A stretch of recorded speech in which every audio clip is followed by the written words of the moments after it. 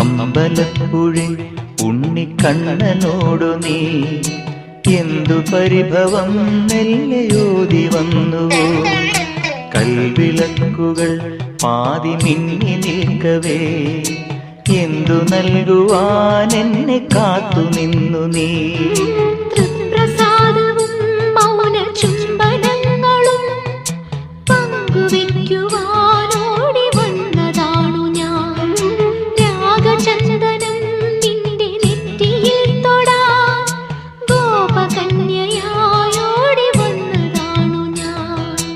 അമ്പലപ്പുഴി ഉണ്ണിക്കണ്ണനോടു നീ എന്തു പരിഭവം മെല്ലയോ